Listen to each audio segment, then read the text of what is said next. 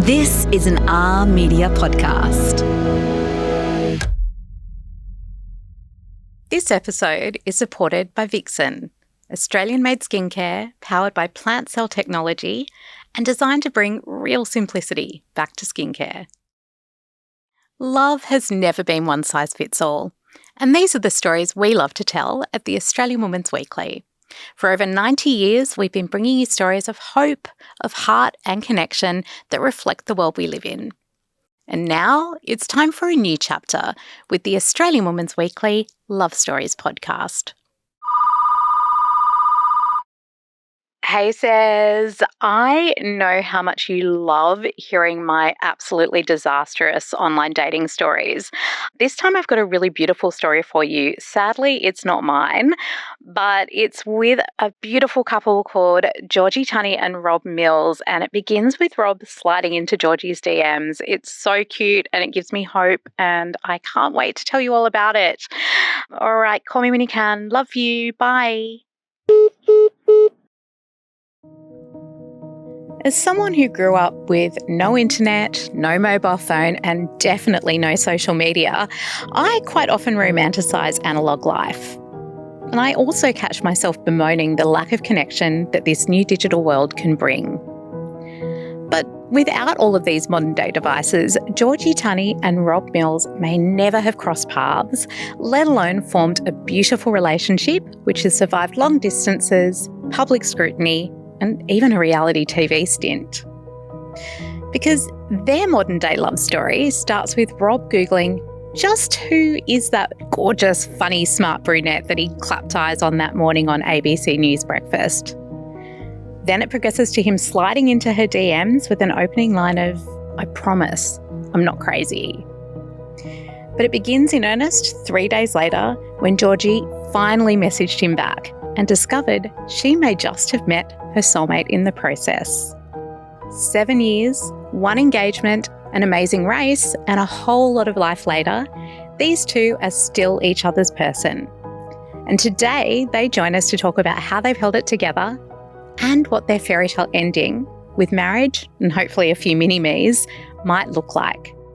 And I talked to one of my now very good friends, but mentor at the time, Virginia Trioli. And she just sauntered in at 4 a.m. and sat on my desk and goes, "Are you dating Rob Mills?" And I said, "Yeah, I am." And she just goes, "Well, good, because if you weren't, I was going to say you should." And then she just stormed off as well. I'm Tiffany Dunk from the Australian Women's Weekly, and this is Love Stories. Georgie and Rob, welcome to the Love Stories couch. Thanks so much for having us. Great to be here. Love a love seat. Oh, yeah, this is a love seat. I feel like your story is very much a modern day fairy tale. So I was wondering if there was a fairy tale that you thought summed up you as a couple. Is there one that you would point to? Oh, wow. Well, that's a good question. That's such a good question. The first Hansel and Gretel. Just leaving treats out for you. No, that's not it. To be fair, kinda, because we met because Robert slid into my DMs after seeing me on TV, and then you did kind of leave breadcrumbs. You were like, "Hi," just threw them out to me. Hi there. I was like, "When can we meet? When can we meet?" Just still checking in, just to see if you want to catch up for that coffee. Yeah. I thought she was dating other people. Yeah. Oh. Wow. Turns out she was not. I was not. I was terrible. I was terrible at dating. I'm a very awkward human. It was just awful. Robert was thinking that I had some kind of game. He was and then I met you and I was like, "Oh, no game.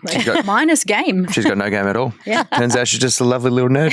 I was going to say the first thing, which is interesting because it's one of my now least favourite fairy tales, but I was going to say Snow White because I feel like a lot of my life until I met Robert, I was kind of especially when it comes to love, I was just sleeping through because I was so bad at the things. I didn't put myself out there. I never really went on dates or I was awful at online dating, so bad. I would be on the apps and I would treat it as a game and I would never take it out of the group chat. Would never meet up with people. Was working shift work, so just never really met anyone. Until Prince Charming came along. Is that what you're saying? Kinda. Yes. Kinda. It's then you woke me up. Well, that's good. Aww. I love that. Yeah. Oh,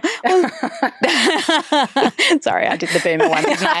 I was surprised that I was like, oh my God, I've been to Korea. Okay. Well, take me back to that moment, Rob, that you did spot Georgie on telly. What were you doing at the time? What year was a long time ago? So what year was this, Tunny? You tell me. 2018. 2018. Thank you. Yeah. And I was just watching TV, ABC Breakfast, love it. I'm a big nerd myself. And I was like, who is the new sports girl? In fact, I Googled, who is the new ABC sports girl? And it came up Georgie Tunny. And I quickly checked on Instagram. We have mutual friends in Abby Chelmy, who I'd met only like 3 months prior through a mutual friend. And he's like, we had mutual friends. I was like, we had one. And Matt Doran. One's enough. Two. So we had two. There you go. Yeah. So I said, I sent her a message saying, hey, I know what it's like to be new in a new city. And if you want someone to show you around where the best coffee spots are, I'd like to be that person. Also, not a weirdo. We have mutual friends. Ask them. Look forward to hearing from you. And then she left me on red for 3 days. 3 days, I think. Thank you. Yeah. Wow. But I was useless. Remember, I've already said I was very useless. I was very bad at that. Yeah. And then 3 months later, we still hadn't met up. We'd messaged a few times, but I said, I'm doing a play. Do you like Harry Potter? This is a sort of Harry Potter spoof play that I'm in. I'll leave 2 tickets for you for opening night. And she came to opening night. Yeah. Wow. And we've been together ever since. Aw. What was it? I mean, was it hard to gain the courage to send that first DM? Because I get like you've done the Google homework and you've utilised that way, but like... No, I think any kind of online dating is the easiest way of dating these days. I think. I was shocked. I was shocked that you did, but you're the only... What do you mean? It's like I sent a text message. You could have said no, like, all right, But done. I remember at the time I was like, I don't think... One, I checked if it was actually you. I remember being like the Robert Mills is like messaging me. That's weird. Yeah. And it was you. And I was like, oh, okay. Right. And then I wouldn't do it myself, you know. I think especially back then I wouldn't have done that. I would have much preferred if it was face to face, if I'd met her out at a bar. I think that's more courage to walk up to someone and actually ask them. I think the lack of courage probably from a lot of men and women these days is huge. You should just walk up to someone if you think they're attractive or if you think you've got something, you know, say hi. Yeah. But anyway, I'm glad this worked out. But I think if I saw you in real life, I definitely would have gone up and said, hello. Really? Yeah, totally. Look at your face. Yeah, thank you. What was when you did finally read it, what was your instinct if you've just said, is it the Robert Mills? Yeah. But then how long did it take you to kind of think, oh, this is... I think it's hard. I've always been that person where my instinct isn't that someone would be interested in me immediately, and I've just always been. I don't know. Why? I've always been like the girl who was like the friend, or you know, like the. I just never thought when I was growing up that I was particularly attractive or anything like that. When Robert was so overt with his pursuing me, really, I guess. Courting. Yeah. Sorry, courting. Yeah. Let's use the fairytale language, guys. You're right. Yeah. Courting. I remember it took me a little while to be accepting of it because it was just so new. I was like, this is weird. Like I was always the one that like fell hardest. I was the one that sort of got my heart broken. I was the one that was always broken up with because I feel like I was always the one that got in too deep very early on, and everyone was like, calm down, can you just have a chill? So I think it took me a little while to recognise that for what it was, which is probably why it took me so long to reply. And then it wasn't actually until my best friend, it was when you messaged, he replied to a boomerang of mine, that's how long ago this was, I was on a girls trip in Port Douglas and I think it was a boomerang of Aperol Spritz being like holiday mode or something like that, and you replied asking what my email was so you could send me tickets to your opening night. That's right. And I just so happened to be there with my best friend and she was like, well, we have to go. And I honestly don't think if she wasn't there, I don't know if I would have been brave enough to go. So thanks, Holly. Yeah. Thank you. It was Holly, yeah. There we go. Your own little Cupid. Yeah. And then she came with me to opening night, of course, because obviously I can't be left to my own devices. Couldn't go by myself. You had a great time. Yeah, had a great time. Yeah.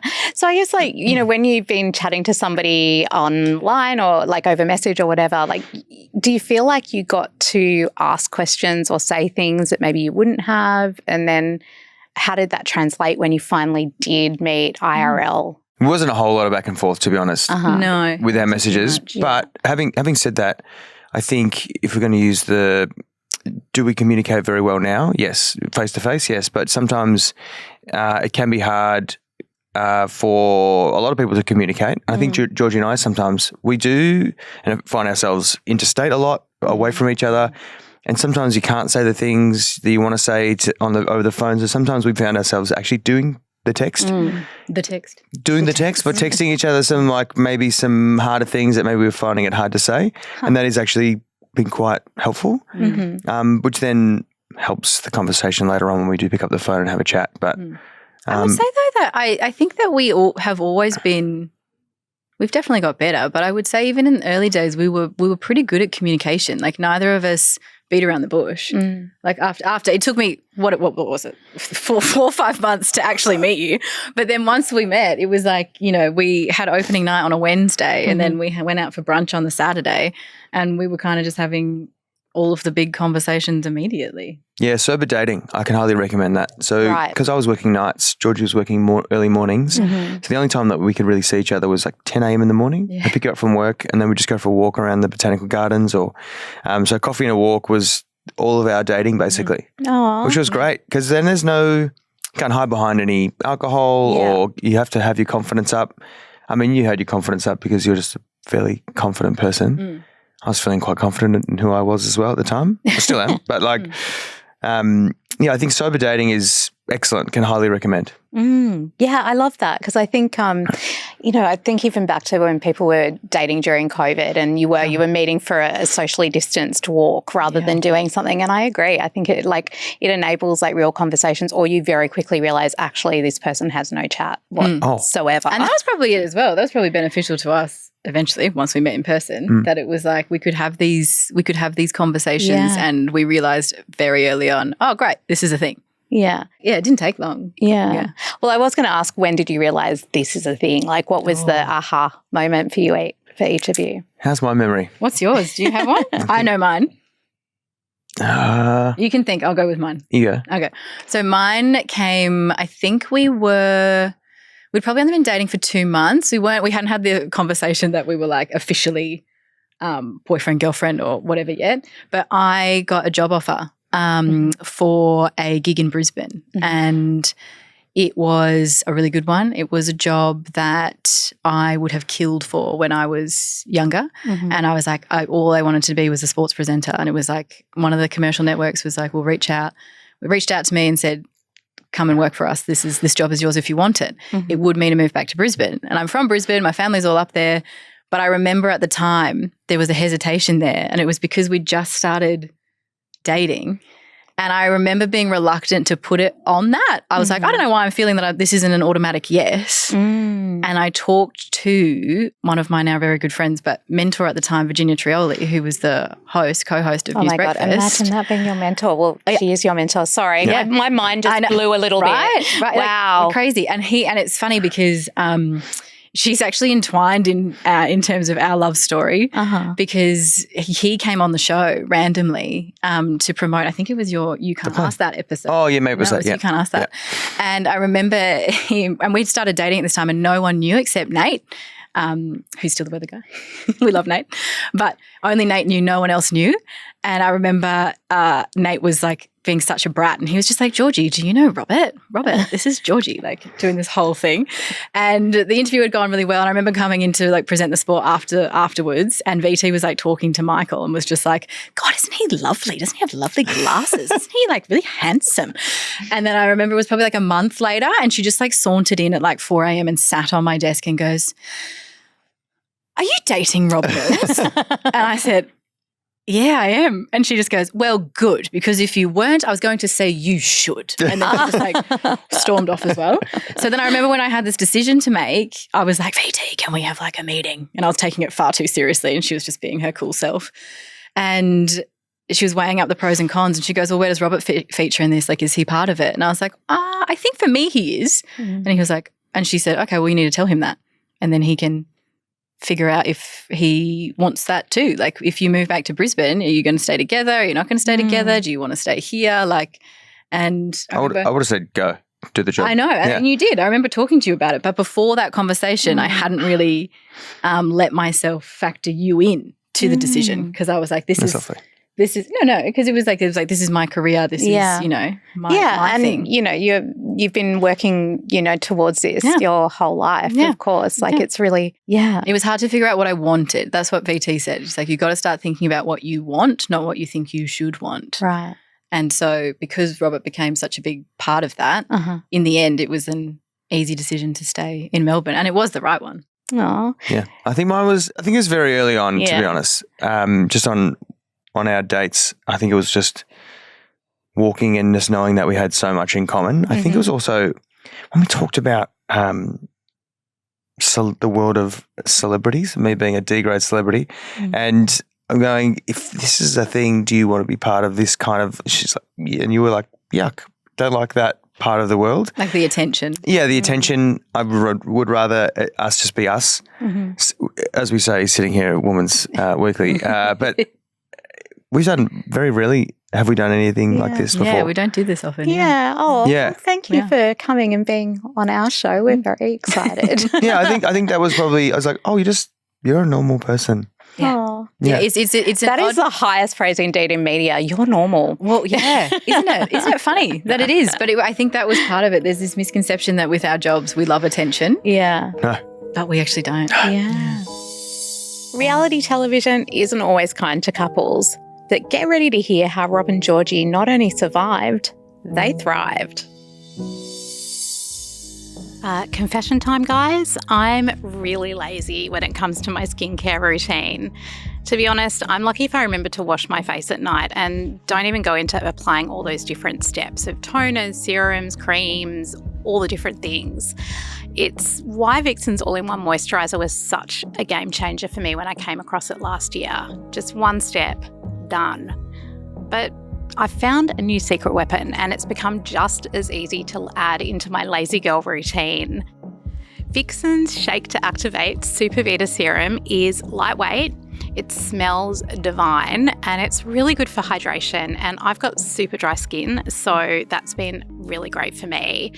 All you need to do is just shake the bottle, apply a couple of drops to your face, and then whack on that moisturiser. And literally, what could be simpler than that? I'll let you in on another secret. If you go to vixen.com.au to purchase now, just add in the code LOVESTORIES, that's Love Stories, all one word, at checkout, and you'll get an extra 30% off. You're welcome.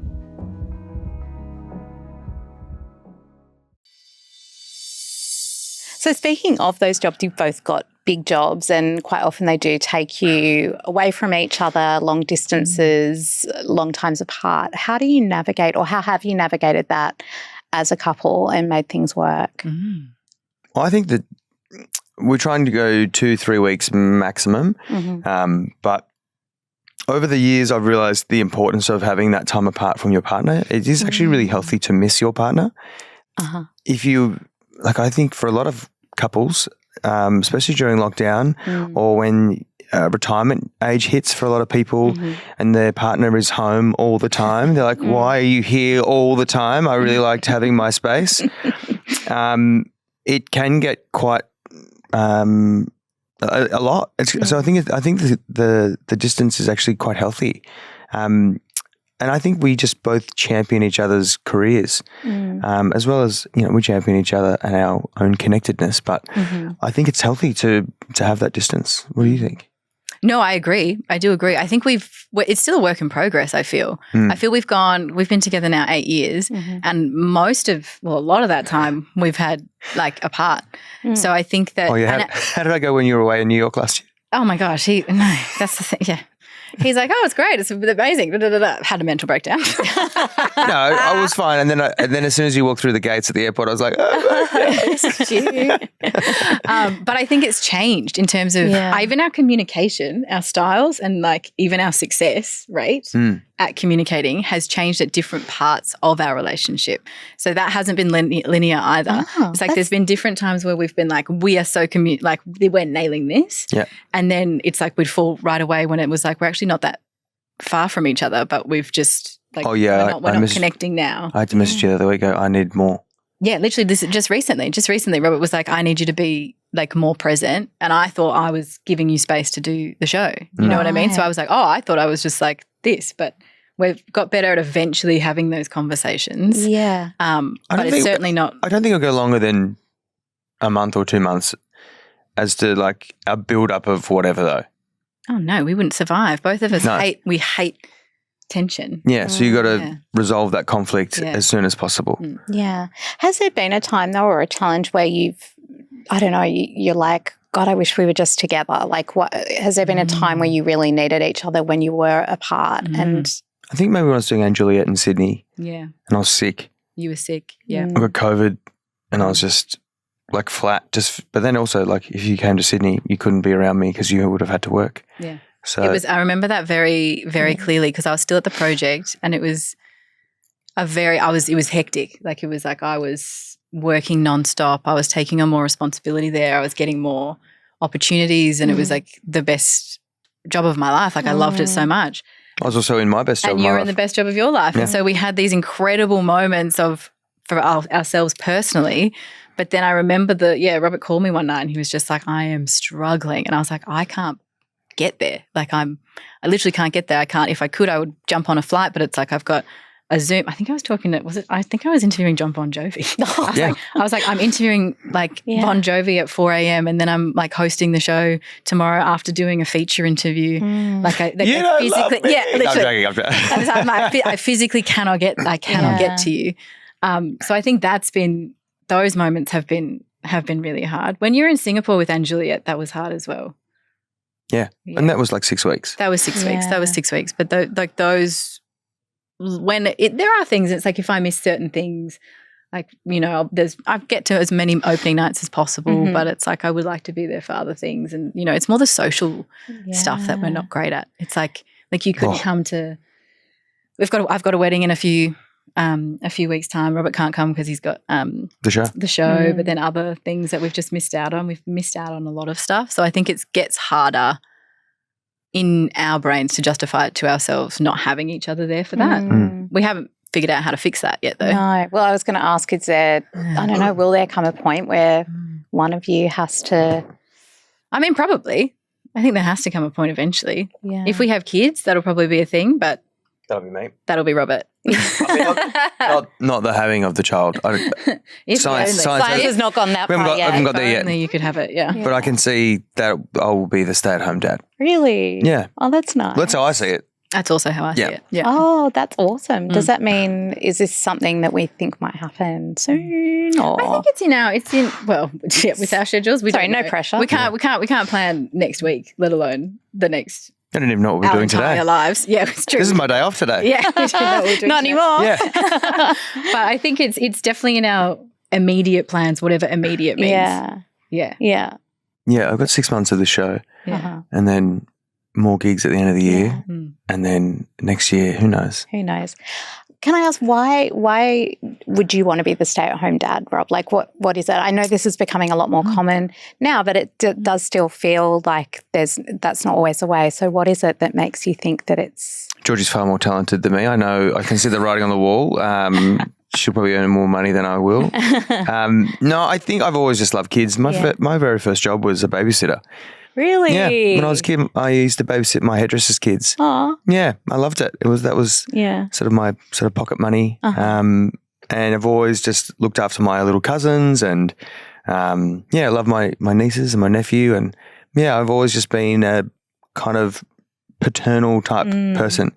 I don't know. And also most of my work is at nighttime, so looking after kids during the day is pretty good. I think we'll have a pretty good schedule if it's similar to what we're doing now. Yeah. Well, scheduling seems to be something you guys have nailed, right? Well, as nailing it as much as you can anyway. I saw the panic in my face. I was like, oh my God, we're really bad at it, but thank you for saying that. It feels like we're terrible at it, but we're here. We're definitely getting better. I think we're definitely getting better. Yeah. How have you had that journey to getting better? Like, were there rules or structures that you put in place or advice that you took from anybody else who was doing it? Mainly just nagging.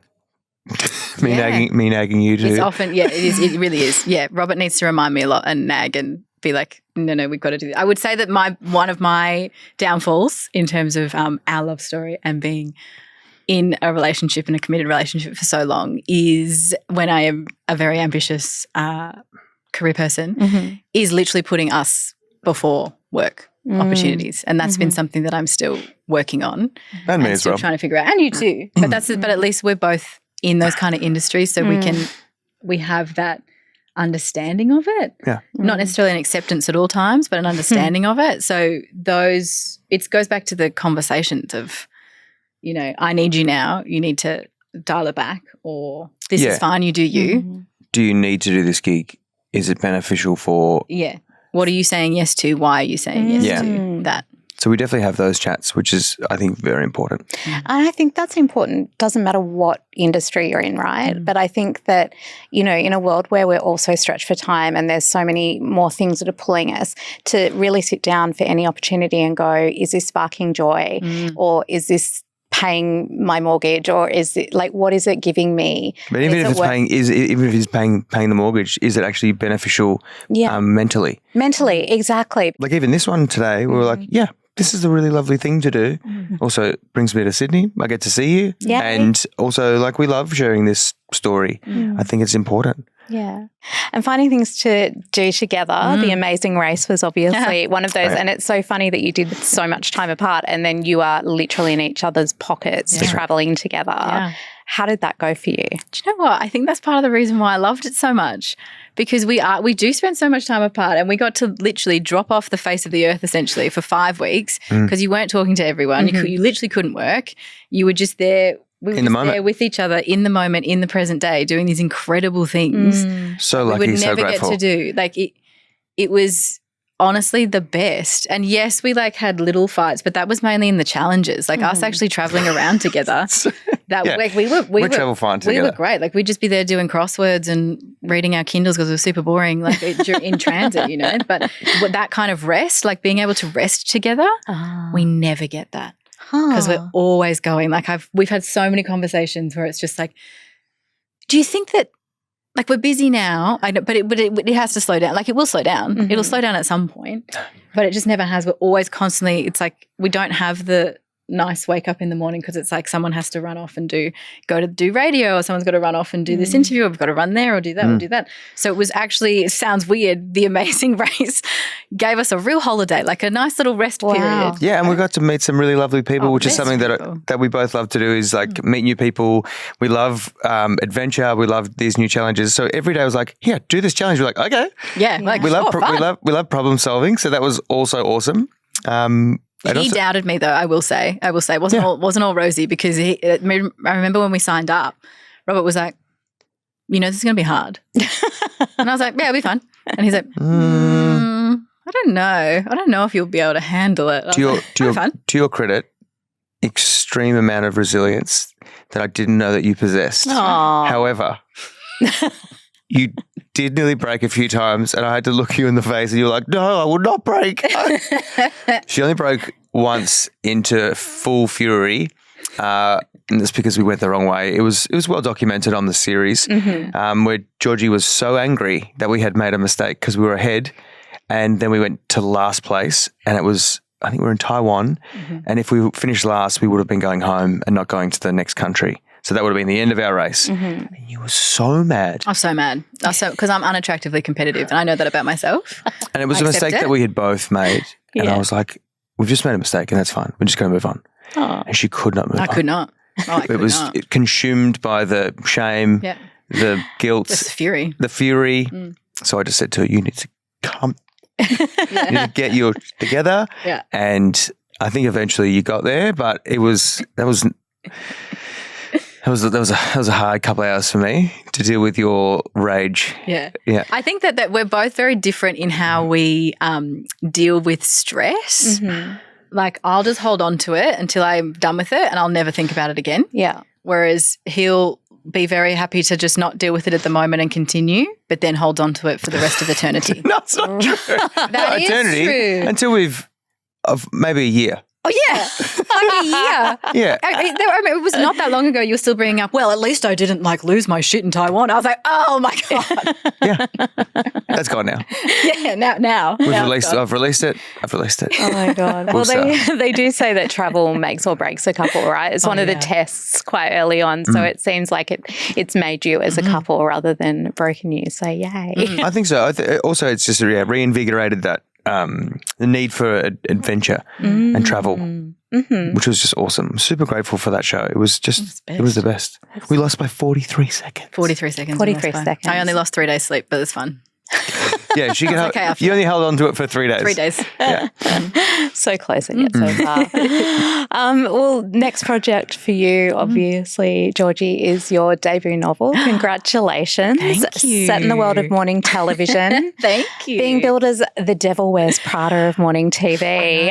Who are you, the Miranda? Oh my God. No, but there is a Miranda Priestley in there. Yeah. So there is the head of the newsroom who was actually one of my favourite characters to write. Mine too.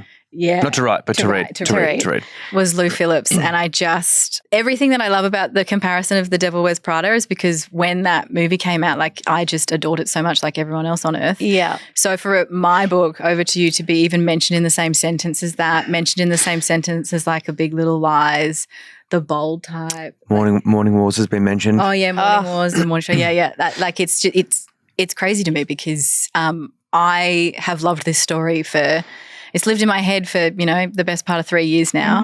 And now that people are reading it, it's quite crazy. I used to, when I was in the drafting process and the writing process, like I literally gave Robert every word. Every iteration. So it's like I would be like, I'd write something and I was like, I just need you to stop whatever this is that you're doing, probably something really important. And I'm like, you need to stop that because I need you to read this half a paragraph that I've just added to this and tell me that it's good. And it was always very good. She's an incredible writer. Like I laughed so much. The dialogue reads like a TV or film script. It's so upbeat and punchy. You can really relate to all the characters. One of my favourite things I think was seeing Tunny in every character. Yeah, right. Except, even Lou. There's a little bit of you in Lou as well, only a tiny bit. But in all the girls, I'm getting emotional. It's so funny to see little bits of her in every single one. I was like, oh my God. People won't see it, but I don't know. Your friends will see bits of you. But they're also different, all the characters, and they're all very, very, very relatable. I love it. I love the story. Are you ready for people to self-identify and say, that's me? Or I am. It's already started. Oh, really? Yeah. So I've had so many messages from people within the industry and like my good friends being like, so who am I? Like, which one am I? And in all honesty, no one is anyone. Like Robert says that he can see me in different characters. I feel like it's like I kind of am, especially the main three. So it's a point of view book. I tell each chapter from a different girl's perspective, and that's how it goes out through the whole book. But like it's like all the girls are me and none of them are me. But the things that they go through, the feelings that they experience, I think are quite universal, especially in this industry, but also in just other really high stakes, high pressure industries. Especially for just career women. Anyone who's like super ambitious, I feel like, I hope that I've captured what that feels like authentically. Yeah. With friendships, competitiveness in the same industry. Comparison. I think everyone will be able to relate to this, even blokes. Yeah. But I have like some of the people who have read it, they're like, so who's this? Who's that? Who's this person? But in all honesty, no one is anyone. Rob, you are no stranger to writing yourself, and you wrote a memoir about matehood, manhood, mental health. How did you find that process? And could you offer Georgie any lessons as she embarked on a very different book? I think it was just the only advice I think I gave you was just you got to sit down and do it. Yep. That was my publisher was like, you need to keep writing. We need more from you. I'm like, yep. So that's what I kept saying to Georgie, just sit down and write. It's like take some time out when you've got an hour or when you've got 2 hours, just factor it into your diary and actually just sit down and do it. I forced you on a few writing retreats. Yes, he did. Yep. Just some book leave. I'm booking you like a little getaway and you're just going to go away and write, which I think helped Yeah, I found it as soon as I could sit down and actually write, it all happened very quickly. But it was actually getting the time to make myself sit down and write. But I remember when Robert was writing his book, you were very disciplined with that. I remember, and now that I've written this, I was like, oh wow, you did that far better than I did. Yeah. You made the time, and you. I did get a bit of help. I had a ghostwriter, Paul Connolly, helped me put it all together. I did a bunch of interviews. I wanted it to be a bit like Lee Sales' Any Ordinary Day, where she did a bunch of wonderful interviews, and it was her reflecting on those interviews. And I thought I really love the sense of learning with Lee throughout the book. So that's what I wanted people to do, is learn with me, like all the things that I'm learning from all these psychologists and sexologists and ex-military snipers. And Jamila Rizvi was in there. She's a ex-PM script writer, and we had just incredible people that are just doing great work in the men's mental fitness space, we'll call it. But yeah, I really loved it. I really loved the process. Talking to people who I actually looked up to and admired, like Tyson Yunkaporta, his book Sand Talk was just an amazing book about modern philosophy based in ancient indigenous teachings. Talked to him, which I thought was going to be all about that, and then it completely shifted and was a talk about incels and about this rise of the manosphere. So I was talking about that, like Tyson was talking about that, 4 or 5 years ago. And it really, I was like, I didn't know anything about this. I'm from a pretty, normal blokey space, but I don't get caught up in that kind of world. Talking to the guys from the Melbourne Fire Brigade, which I thought was going to talk about fire boys being like the sexy blokes who are always on calendars. Are they the sexiest blokes? How do they feel about that? And the conversation quickly led to their peer-to-peer program about mental health and how they have mentors that they can call on when they're really struggling. And it made me think, why don't every single business have people who have worked in the industry be more mentors, whether it's in a corporate situation, theatre situation, or so I learned so much from the book. I'm hoping a lot of people learnt a few little tidbits. I was blown away with all the things that I learned, and I've taken it into my friendships, I've taken it into my relationships, and it's been great. What in particular did you bring into your relationship with Georgie? I think it was more just the importance of communication, I think. So whatever's happening in your life, just always communicate that with your partner. I remember, I think it was Macca, the ex-military sniper. I was having a beer with his mate who'd been married for like 30 years or something. This must have been just before I proposed to you. I said, any advice? And he said, the best advice I can give you, he goes, when you think that things aren't great, just give. He goes, you will be surprised just how much you get back.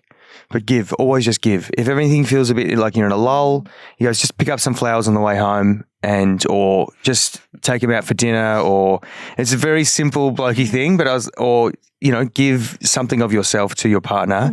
He goes, you will get it back tenfold. Oh. Yeah. Did you notice a difference, Georgie, like when this was sort of all happening, or did you? I'm going to say no. Do I always do it? No, but it's good advice, It's great advice. Yeah. Great advice. But you've always been he's always been very, very mindful of that kind of stuff. So I wouldn't say that I noticed like an immediate thing, but I do love gifts. Okay. So I'm like which he hates as part of my like love language. I love gifts. But he always rallies against it. He's like, I'm more of a acts of service kind of guy, right? But I loved when I was writing the book, and I think when George was writing, we would send each other. When I was sending you my stuff, and you're like, God damn it, you're very good. You are, but you were very, very good. And I felt the same about Georgie. Really right. He went full journo, and I remember being like. There was part of me, it was never a jealousy thing. It was more like a respect thing that I was like, this is my domain. Like I write, I interview people, all of this. And then to see him go through that process and then to have look at the whips, look at the work in progress of it.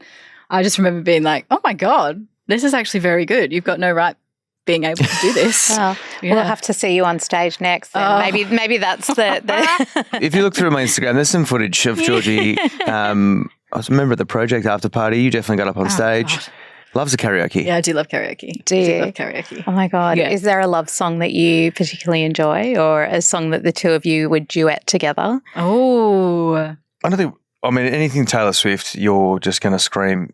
So yeah, I'll just scream. No, I think For one of our songs that is actually us is Who Loves You, Pretty Baby. Oh, yeah, that's that. Yeah. Who loves you, pretty baby? Yeah.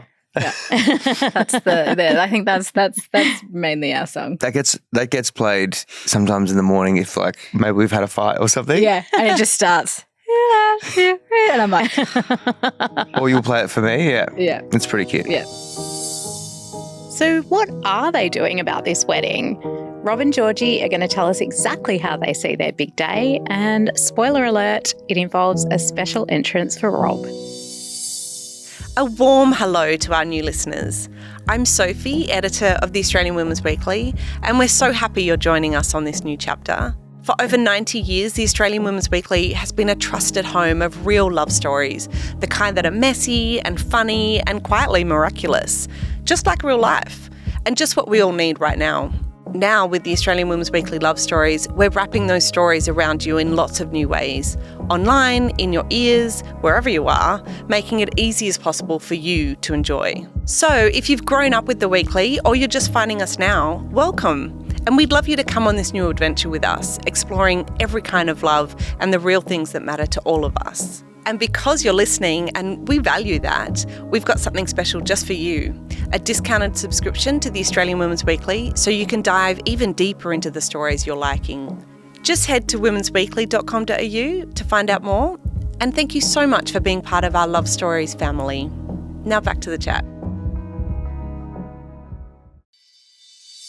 You mentioned the engagement earlier and asking for advice. So how long have you been engaged for? 38 years. 38 years. 38 years. I think 4.5 years, nearly 5 years. Is it? Yeah, I Far think out. it is. No. Yeah. No, it's 4.5. 4.5. That's what I said. Yeah, it's 4.5, nearly 5 years. Well, 4.5 is not nearly 5, is it? A long time. Yeah. A So long then time. are you going to be able to find time to organise this wedding is my next question. Well, we've got we're calling this a promise ring now. We've got the promise ring now. Yeah, because it's a promise to get married. married. Yeah, At some point. Yeah. I think we'll have some time early next year. I don't know. It's one of those. Mid-next year? Again, we've fallen into the conversation. I'm like, it'll slow down. Yeah, I've just signed up for a musical, so Yeah. that keeps me busy for the next year. Uh-huh. And then after that, I reckon maybe June. Yeah. Yeah, maybe next year. Next year's looking good. Yeah. Yeah. It's unfortunately the thing that always like cripples us in the end is that we have to do it. Like we have to plan it. There's a reason that like you know we work so well with producers because producers are just the engine rooms and they're incredible. We just turn up. So we just need someone to produce our wedding. Our wedding. Yes. Because are you seeing big grand spectacle, small and intimate? Good God, no. I couldn't think of anything worse than having each their own. If everyone wants to have a huge, gigantic wedding, amazing. But I would feel so uncomfortable, I think. Yeah. Yeah. If anything, we'd hire a venue and have a party. But I don't think I'd want any of the speeches or all the things to be with all the people there. No, I remember we haven't actually had that many conversations about it, which I guess might sound weird to people, but which is probably why we've still not figured it out. But I remember one of the ones that we had was like early on, I'm like, okay, so what do we want? We know what we don't want. So maybe we can go from there. Yeah. And then I remember being like, okay, well, I'll like walk down the aisle or whatever. And he goes, well, I want to walk down the aisle. Yeah, why can't I walk? was like, well, why can't I walk down? You can't have your own aisle walk. He's like, why? And I was like, Yeah. well, I actually don't know. Like, I don't know why you can't. Yeah. But I guess you can. Yeah. Yeah. Modern day fairytale. Why That's right. not? Yeah. Equal opportunity. So he'll have a catwalk and then I'll do one. I'll have a unicorn and I'll have Well, I love that in sort of modern day fairy tale language then. What do you see as your fairy tale ending in this beautiful romance? I think for both of us to keep growing as people and to keep growing as a couple, and I mean that also physically as well, we keep growing and the family of us grows, hopefully children. But professionally we keep growing. Like this musical at the moment I'm definitely growing as a performer and as an actor and as a singer.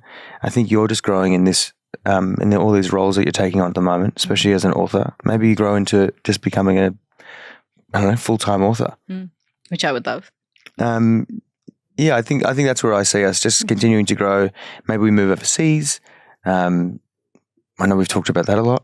I would love to move overseas. So I feel like that could be part of the fairy tale. My fairy tale has changed a lot. I think right now it would be to see Robert be a dad. Aw. That's honestly, which is crazy for me to say. I'm going to put that in a box. So get to Don't, yeah, you're going to look at his little face. Look at his little face. I was like, no, I'll get you with that. Yeah. Because I have always known, ever since we've been together, I was like, I've never been, you know how Robert was like, you know, I'm pretty paternal. I wouldn't never say that I've been maternal. It's not that I don't like kids. It's just that I've always had other stuff to do. So I had this like realization over the New Year's period, and I was like, oh, I don't have to achieve everything before I have kids. Or I think I got that wrong. I thought I have to achieve everything that I want before that, because then life ends. Instead of being like, oh no, life will just expand. Yeah. And so I think that was a huge moment for me, because it's like I've always wanted to see him as a dad, and not necessarily me. I was like, mate, I just assumed that I would have kids.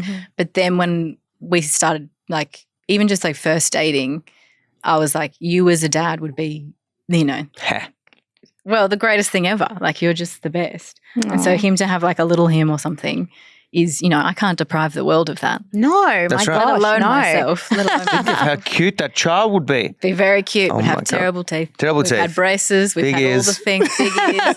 Fuzzy hair. Like, No lips. Oh, No how lips. cute. How cute. Look, let's great personality. Yeah. let's manifest all of that right here, right now. I feel like it's I gonna like happen. manifesting, so yes, that's great. Yay. Rob, any advice to anyone out there who is admiring somebody from afar and too nervous to make a first step? Shoot your shot. You know, like you got to go for it. The squeaky wheel gets the oil. Oh my God. Well, it's true. You got to go for it in this life. You get one chance. You know, one opportunity. Oh God. Sorry, that's an MM song. Okay. But if you're feeling like you want to say something to that special person, go for it. I think it's really important to follow your dreams and not just your work sense, but also in relationships as well. Say the things. That's nice. You're essentially saying I'm a dream. You are a dream. Oh. My little nerd. Well, okay, you've ruined the dream. But I'm meant to be like nonchalant and aloof. No. No. Definitely none of them. But you're very cute. You're very smart. No, I think like if you don't say the things, you don't get to meet that person, and you don't get to you waste time. Yeah. Yeah, you don't live with regrets, I think is the key to that. 'Cause what is it? You only regret the things you didn't do or Yeah. Yeah. I also think one of the things that I'm trying to like learn is worrying is like suffering twice. So if you overthink everything, I live in my head. So it's like if I think about everything 12 different times. Oh God. Yep. And which Robert really loves when I do that. Because again, we just process things so differently. Yeah. So You have Infinity Wars. I internalize everything and I think about everything to the nth degree, but I don't actually show my working. Is a phrase we've now coined. Yeah. Whereas Robert will be like, so he just thinks I'm being silent and not thinking about anything, and I don't care. And I'm like, but you know that's not the case. But I need to show me. Yeah, but I don't show working. Yeah. Well, it's interesting. We've learned a lot. Yeah. As you're learning more about each other, what are the things that you've really learnt? You know, that I guess there was that initial spark there, but what are the things that you really love about each other that, you know, make your relationship what it is? I think it's important in a great relationship that you admire your partner. I have the utmost admiration for Tunny and everything that she does. She's smart, she's thoughtful, she's kind, she's very funny. I don't want to say anymore. You're very beautiful. But I think there's something about admiring your partner in whatever they do, but like in silly ways. And then it's also learning to accept the things that you cannot change in your partner. My psych always talks about compromise is a common promise, and I do love that.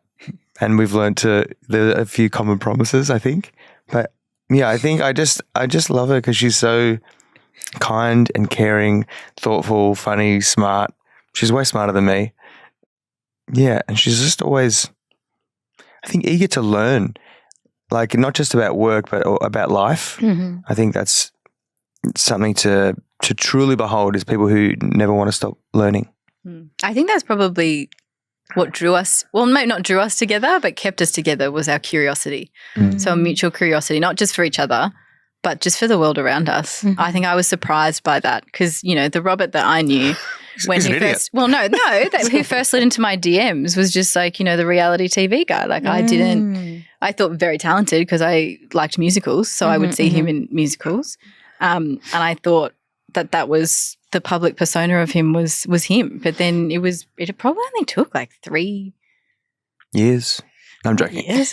No, 3 dates, I was going to say. Like 3 dates. And then I was just like, oh, he's actually one of the best people I've ever met. Oh. That's weird. That's crazy that I could see that so early on. But he is. I mean, he just said some very lovely things about me, but I can honestly say he's one of the best people that I have ever met. And in my job, I meet a lot of people.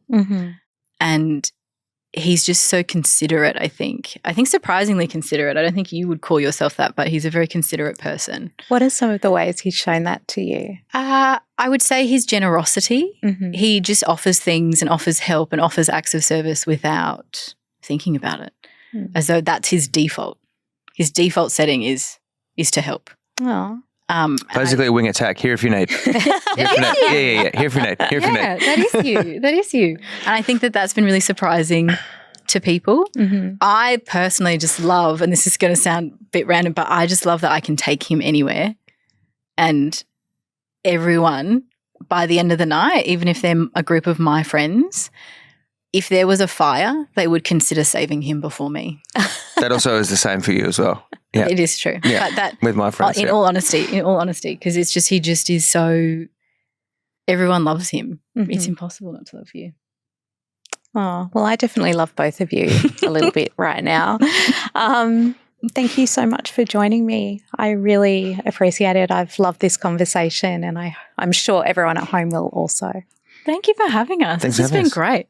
Love the couch. How fun. Also, thanks for having us get to catch up with each other. I know. Look, anytime I can organise a date night, happy to do it. That'd be great. That'd be great. We'll just have some movies on. That'd be great. Thank you. It's a comfy couch. That's great. Thank you. Oh my gosh, I love this couple. How much do they make you believe in the fairy tale that is true love? You know what? I also really loved hearing Rob's reasons for wanting to be a stay-at-home dad. It's something I'm sure a lot of guys can relate to, and probably a lot of women would actually really love to have the option of too.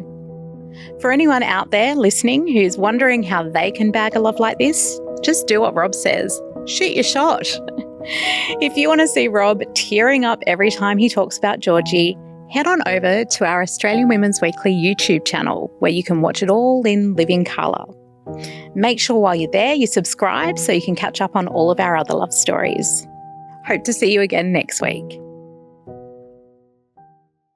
This episode is supported by Vixen, Australian-made skincare powered by plant cell technology and designed to bring real simplicity back to skincare. This is an R Media podcast.